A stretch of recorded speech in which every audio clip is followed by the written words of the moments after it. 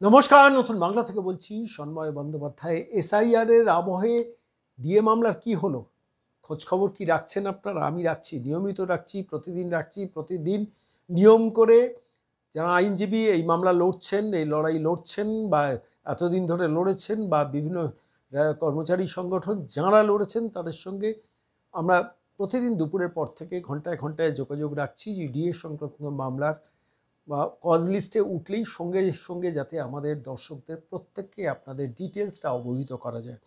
দেখুন, বছরের পর বছর, মাসের পর মাস সুপ্রিম কোর্টের রায়ের জন্য আমরা অপেক্ষা করেছি। জাস্টিস ঋষিকেশ রায় থেকে শুরু করে জাস্টিস চন্দ্রচূড়ের আমলে দিনের পর দিন, তারিখ পে তারিখ, তারিখ পে তারিখ, দিনের পর দিন আমরা অপেক্ষা করেছি। আপনারা অপেক্ষা করেছেন, আপনাদের দীর্ঘশ্বাস বেড়েছে। শেষ পর্যন্ত জাস্টিস সঞ্জয় মিশ্রর হাতে পড়ে, মানে জাস্টিস সঞ্জয় করোলের হাতে পড়ে শেষ পর্যন্ত মামলাটা একটা দিনের আলো দেখলো এবং শেষ পর্যন্ত রায় রিজার্ভড আছে। রায় রিজার্ভ বলতে রায় লেখা চলছে। নিশ্চিতভাবে আমার ধারণা পুজোর ছুটি এবং এই সময়ের মধ্যে লেখা হয়ে গেছে।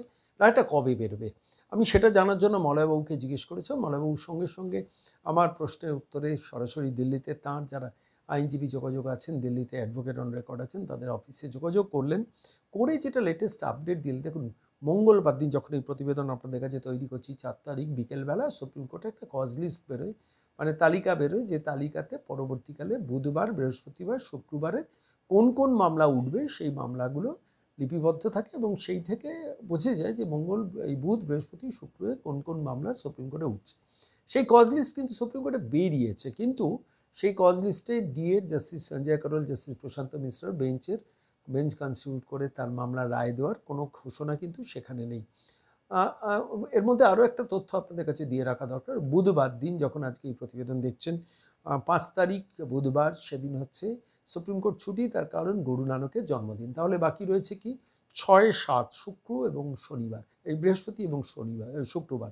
সেই বৃহস্পতি শুক্রবার কি হতে পারে, মানে কজ লিস্টে যখন মঙ্গলবার বেরোলো না, তার মানে বৃহস্পতিবার এবং শুক্রবারে নর্মাল কোর্সে এই মামলার রায় দেওয়ার দিন নির্ধারিত থাকবে না। এটাই প্রত্যাশিত, এটাই স্বাভাবিক। শুধু একটা ছোট্ট সম্ভাবনা থাকে অনেক সময়, দিনের দিন অর্থাৎ 6 তারিখ ধরুন বৃহস্পতিবার বা বুধবার রাত্রিবেলা, গুরু নানকের জন্মদিন, সেদিকে রাত্রিবেলা হয়তো সুপ্রিম কোর্টে একটা সাপ্লিমেন্টারি লিস্ট বেরোলো, যেখানে হয়তো ঘোষণা থাকলো যে 6 তারিখ কিংবা 7 তারিখ, 8 তারিখ শনিবার সুপ্রিম কোর্ট বন্ধ, 9 তারিখ রবিবার সুপ্রিম কোর্ট বন্ধ, 6 তারিখ বা 7 তারিখে সাপ্লিমেন্টারি লিস্টে একটা লিপিবদ্ধ থাকলেও থাকতে পারে, যার সম্ভাবনাটা খুবই কম। সব মিলিয়ে তাহলে দাঁড়ালো কি? দাঁড়ালো হচ্ছে 6 তারিখ, 7 তারিখ, বৃহস্পতিবার এবং শুক্রবার এই মামলা নর্মাল কোর্সে সুপ্রিম কোর্টে ডিএ রায় দেওয়ার মামলাটি উল্লেখিত হবে না। তাহলে আমাদের অপেক্ষা করতে হবে 8 তারিখ শনিবার, সেই দিন বিকেলে একটা কজ লিস্ট বেরোয় পরের সপ্তাহের জন্য, যে সপ্তাহ শুরু হচ্ছে 10 তারিখ থেকে। 10, 11, 12 এইসব সময়ের মধ্যে তাহলে কি ডিএ মামলার আসতে পারে? ডিএ মামলা রায় ঘোষণার জন্য দিন নির্ধারিত হতে পারে। আমাদের তো সেদিকে চোখ থাকবে। সুপ্রিম কোর্ট সম্বন্ধে কিছু আগাম উল্লেখ করা যায় না, কেন সিদ্ধান্ত তাঁরা নেবেন এবং তাঁরা জানাবেন।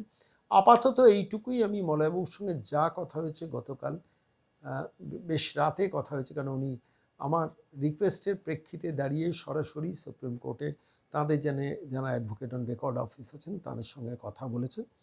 তাঁরাও এই একই কথা বলেছেন, 6 তারিখ 7 তারিখ নর্মাল কোর্সে উঠছে না, যদি সাপ্লিমেন্টারি লিস্ট 5 তারিখ বিকেলবেলা কিছু হয়, 6 তারিখ বা 7 তারিখ। আমরা আপনাদের মানে সেটা মলয়বাবু আমাকে উল্লেখ করলেন, আমি মলয়বাবুর বক্তব্যটা আপনাদের সরাসরি রেকর্ড করেছি, আমি সেই বক্তব্যটা শোনাবো। আর তারপরে যদি না হয় পরের সপ্তাহের জন্য অপেক্ষা। এত বছর, এত মাস, একটা প্রতারক, একটা চোরেদের সরকার, যারা প্রতিদিন কত লক্ষ লক্ষ টাকা বাজে খাতে খরচা করে যায়। মানে আপনি চিন্তা করে দেখুন। আমি শুধু একটা কথা বলছি, অবৈধ অনুপ্রবেশকারীদের জন্য একটা লম্বা মিছিল হাঁটলেন। কোথা থেকে মিছিলটা হাঁটলেন? বোধহয় বি.আর. আম্বেদকরের মূর্তির তলা থেকে জোড়াসাঁকোতে মিছিলটা হাঁটলেন। সেই মিছিলের জন্য কয়েক হাজার মাইক্রোফোন লাগানো হয়েছিল। কার খরচে? তৃণমূল দলের খরচে। এই এন্টায়ার প্রোগ্রামটা স্পন্সর করলো কে? বেশিটাই সরকারি স্পন্সরশিপ, তার কারণ পুলিশ ডিপ্লয়েড, সরকারি পুলিশ ডিপ্লয়েড। আপনাদের বহুকাল আগের আমি একটা ছোট্ট রেফারেন্স দিয়ে আমি মলয়বাবুর কথায় যাব। আপনারা হয়তো ভাবছেন যে এই প্রসঙ্গে আমি এই কথাগুলো কেন বলছি, সরকার কত বাজে খাতে খরচা করে। ধরুন, গতকাল আমি যেখানে থাকি সেই পানিহাটি অঞ্চলে শুভেন্দু অধিকারী, পরিষদীয় বিরোধী দলনেতা, একটি মিছিল করে মিটিং করলেন। সেই মিটিংটা আটকানোর জন্য ব্যারাকপুর পুলিশ কমিশনারেট বা রাজ্য পুলিশ পরে শুনলাম যে দুবার সিঙ্গেল বেঞ্চে হেরে ডিভিশন বেঞ্চে গেছে মামলাটাকে এই মিছিলটা আটকানোর জন্য। হেরেছে, তারপর মিছিলের রায় বেরিয়েছে যে মিছিল করতে পারা যাবে। আবার ঠিক একইভাবে কাকদ্বীপে একটা মিছিল এবং মিটিং, সেইটা করার জন্য গত পরশু দিন সেটা হয়েছে সম্ভবত, সেটা করার জন্য রাজ্য পুলিশ আদালতে গেছে। বর্ধমানে একটা মিছিল করবেন, সেটার জন্য রাজ্য সরকার আদালতে গেছে, না পারমিশন দেবো না, পারমিশন আটকানোর জন্য। প্রত্যেকটাতে হাঁটছে, রায় হাইকোর্টের যাচ্ছে সরকারের বিরুদ্ধে, তবু সরকার সেই আদালতে গিয়ে আইনজীবীদের পেছনে খরচা করছে। এই ফেজটাই শুধু এই মিটিং মিছিল আটকানোর জন্য পুলিশে কত কোটি টাকা রাজ্য সরকারের কোষাগার থেকে খরচ হলো, কেউ এগুলো নিয়ে প্রশ্ন করে না। মেইনস্ট্রিম মিডিয়া, ইলেকট্রনিক্স মিডিয়া দেখবেন ডিএ নিয়ে বেশি উদ্বিগ্ন নয়। আনন্দবাজার অভিরূপ সরকারকে সরি টু সে পুষে রেখে দিয়েছেন পোস্ট এডিট লেখানোর জন্য, বাংলার অর্থনীতি নিয়ে লেখানোর জন্য। সেই অভিরূপ সরকার আপনাদের ডিএ সংক্রান্ত ব্যাপারে কি সর্বনাশ করেছেন আপনারা সবাই জানেন। আপনারা একটু ভালো করে ভেবে দেখুন তো, এই কোটি কোটি টাকা, আমি একটা ছোট্ট রেফারেন্স আপনাদের কাছে দিই, আমি তারিখটা আমার মনে আছে, 2019 সালের 12ই জুলাই 2019 সালে সদ্য লোকসভা নির্বাচনে প্রচুর সিট তৃণমূল 18টা সিট বিজেপির কাছে হারিয়েছিল। সেই সময় তিনি 12ই জুলাই হঠাৎ জল প্রকল্পে একটা মিছিল করেছেন মমতা বন্দ্যোপাধ্যায়। কেন এটা রেফারেন্স দিচ্ছি? দুটো কারণে। সেই তারিখটা ছিল 12ই জুলাই, আমার কাছে তার কপিটা আছে। সেই মিছিলটা জোড়াসাঁকো থেকে গিয়েছিল মেয়র রোড পর্যন্ত, মমতা বন্দ্যোপাধ্যায়ের মিছিল। সেই মিছিলে ববি হাকিম, আলাপন বন্দ্যোপাধ্যায় সবাই হেঁটেছিলেন। সেই মিছিলের জন্য আমার কাছে বিলটা ছিল, আমি বিলটা পেলে আরেকবার আপনাদের দেখাবো, অথেন্টিক বিলটা ছিল, পিডাব্লিউডির বিল। 1,29,00,000 টাকা একটা 2-2.5 ঘন্টার মিছিলের জন্য রাজ্য সরকার খরচা করেছিল, একটা মিছিলের জন্য। রাজ্য সরকারের জল প্রকল্পের জন্য মমতা বন্দ্যোপাধ্যায় জোড়াসাঁকো থেকে হাঁটলেন বি.আর. আম্বেদকরের মূর্তিতে, খাওয়া, সাজানো, হোর্ডিং, ব্যানার, স্টেজ, চোং, উত্তরীয় সব কিছু নিয়ে 1,29,00,000 টাকা। বিলিভ মি, আমি সেটা নিয়ে প্রতিবেদন করেছিলাম। আজ থেকে কত বছর আগে? 2019 সালের 12ই জুলাই, I still remember that date. তার জন্য 1,12,00,000 টাকা খরচা করে 29,00,000 টাকা খরচা করেছিল একটা সরকার, অর্থাৎ মমতা হাঁটবেন তার জন্য 1,29,00,000। আর অসংখ্য দীর্ঘশ্বাস ফেলা যে অসংখ্য সরকারি অবসরপ্রাপ্ত কর্মচারী যারা নামমাত্র পেনশন পান, তাদের জন্য টাকা বার করবো না, কত বড় প্রতারক এবং শয়তান মস্তিষ্কের একটা সরকার না থাকলে আজকে এই পরিস্থিতি বাংলার গড়ে। আপনাদের কাছে আমি শুধু একটা অনুরোধ করছি, যে যেখানে আছেন, যেখানে যে জিতবেন তাকে জেতান, এই প্রতারক সরকারকে বিদায় নিন। That is the need of the hour. আপনি যদি পারেন ফোনে 10টা লোককে বোঝান, আপনার যে বাড়িতে যে মানুষটা কাজে সহায়তা করতে আসছেন তাকে বোঝান। এই চৌর্যবৃত্তির সরকারকে বিদায় করা দরকার বাংলার মাটি থেকে। পারবেন না? একটু চেষ্টা করুন না, সবাই মিলে তাড়াতে এই চোর প্রতারক সরকারকে। একটা প্রাইভেট লিমিটেড একটা প্রতারক পরিবারের সরকার এই রাজ্য চুরি করে শেষ করে দিচ্ছে, মানুষের অধিকার কাটছে। একটা ভাবুন তো, একটা মানুষের অধিকার, সারা ভারতবর্ষের মধ্যে সব থেকে কম ডিএ পান এই রাজ্যে। আমি কালকে দেখছিলাম একজন সোশ্যাল মিডিয়াতে পোস্ট করছেন, পুলিশের কর্মচারীরা জলের জগ নিয়ে দৌড়চ্ছেন, সেই পুলিশকেও তো ডিএ দেন না। ভাবুন তো, একটু ভালো করে ভাবুন তো। যে স্কুল শিক্ষকরা এখনো কিছু স্কুল শিক্ষক এখনো সরকারের হয়ে ওকালতি করে, তাদেরও তো ডিএটা দেন না। আমি বলছি, যেসব সরকারি কর্মচারীরা এখন ওই ফেডারেশন ওই প্রতাপ নায়কদের বাহিনীর মধ্যে ঘোরেন, তাদেরও তো সরকারটা ডিএটা দেন না। আপনাদের মনে হয় না একবার এই সরকারটাকে তাড়িয়ে দেখি?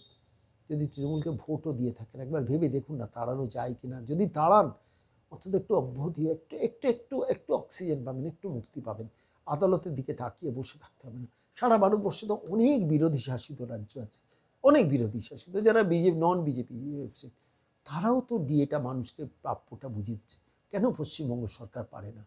আসুন আজকে কথা বলবো না, সরাসরি মলয় মুখোপাধ্যায়ের সঙ্গে গতকাল এই নিয়ে অনেক রাতে যে কথাগুলো বলেছিলাম, যে কবে উঠতে পারে, কবে উঠছে, কবে সাপ্লিমেন্টারি লিস্টে থাকলেও থাকতে পারে, না হলে পরের সপ্তাহের জন্য অপেক্ষা। কি বললেন মলয় মুখোপাধ্যায় আমাদের কথার প্রেক্ষিতে শুনুন।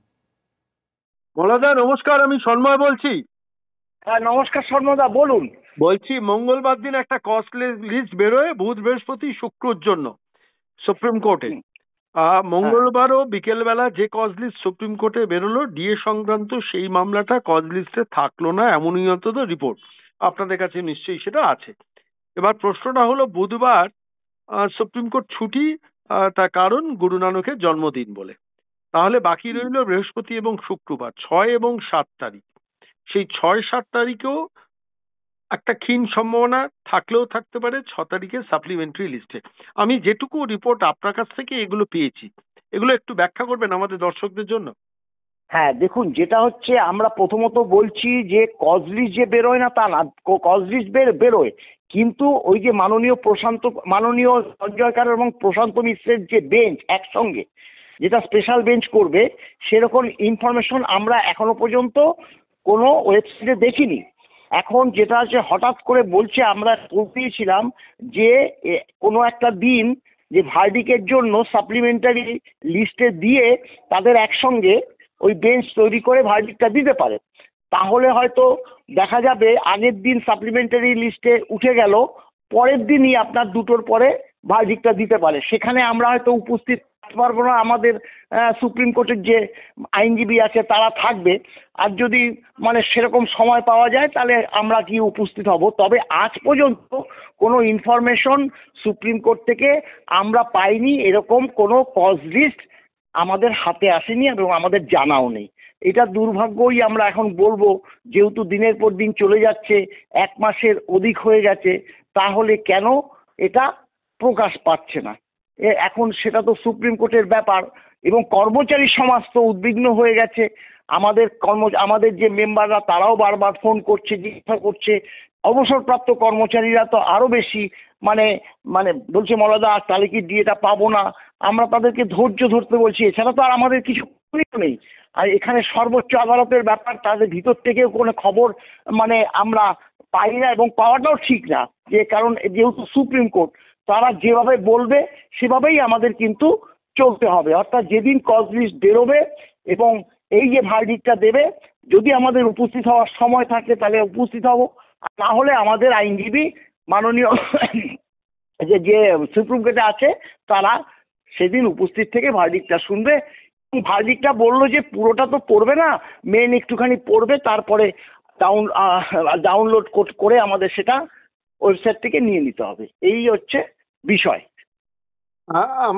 আপনার কাছে তাহলে আপনার কথার প্রেক্ষিতে দাঁড়িয়ে আমি সিনপসিস করলে এটা বলতে পারি যে বৃহস্পতি শুক্রবারের জন্য যে তালিকাটা মঙ্গলবার বেরোয়, বুধ বৃহস্পতি শুক্রের জন্য বুধবার ছুটি, বৃহস্পতিবার শুক্রবারে কোনো সম্ভাবনা থাকলো না ডিএ মামলার রায়টা বেরোনোর ক্ষেত্রে 1 নম্বর। একটা ক্ষীণ সম্ভাবনা থাকলেও থাকতে পারে সাপ্লিমেন্টারি লিস্ট আচমকা দিনের দিন, অর্থাৎ 6 তারিখ বেরোলো 7 তারিখের জন্য, সেটা একটা ছোট সম্ভাবনা থাকলেও থাকতে পারে। কিন্তু সামগ্রিকভাবে এই মামলাটার জন্য আমাদের তাকিয়ে থাকতে হবে। 10 তারিখ থেকে সুপ্রিম কোর্টে যে সপ্তাহ শুরু হবে সেই দিকে আমাদের তাকিয়ে থাকতে হবে। কিন্তু এখন কজ লিস্টে এই নামটা বেরোলো না, মানে এই সংক্রান্ত মামলার রায়টা বেরোলো না। অর্থাৎ আবারও অনন্ত অপেক্ষার রায়ের জন্য এতদিন 2 বছর ধরে আমরা মামলার শুনানির জন্য অপেক্ষা করেছি, এখন রায়ের জন্য অপেক্ষা করছি। অনেক ধন্যবাদ মলয়দা। যদি কোনো লেটেস্ট আপডেট থাকে অবশ্যই আপনাকে আমরা অবশ্যই জানাবো। অবশ্যই অনেক ধন্যবাদ শ্যামল, অনেক ধন্যবাদ।